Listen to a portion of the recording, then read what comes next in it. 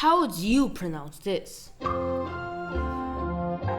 Time's up, it's Hwesek.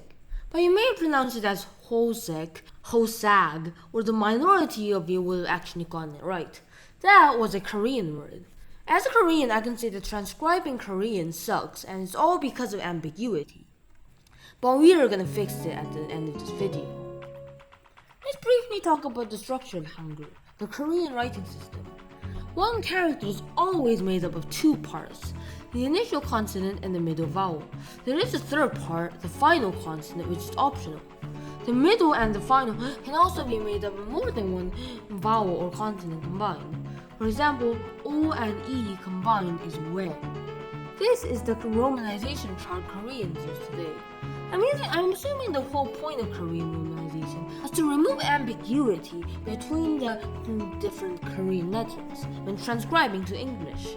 You can clearly tell because of the fact that every Korean letter, although they may sound the same, have different romanizations.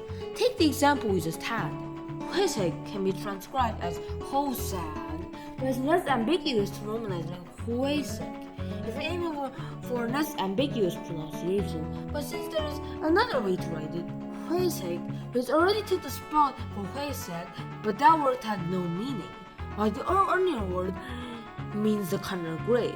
This is to avoid ambiguity converting back to Hangul, but literally nobody ever uses the word Hwesek in Korea. So there's also the problem with the sound, which has no easy answer when transcribing. There's U, which has already been taken by the U sound, and there's which is what is on the chart. But that combination is bad. It increases ambiguity even more, and because foreigners could pronounce it as EO just as well, which is way too far off the original pronunciation.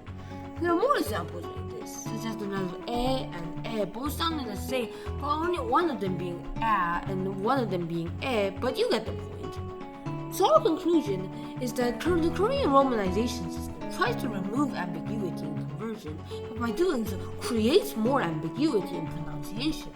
The most obvious solution is to separate the purposes that the system is both used for into two systems. Keep the original for the conversion part, since that does its job well. If we're showing pronunciation, we're going to have to make a new one. First, let's merge all the ones that sound the same into one transcription that's closest to the Korean pronunciation and the easiest. We need to change to something other than EO, and I thought we should change U to OO and to U. Subscribe if you made it this far, and if you have any other ideas, leave them in the comments below.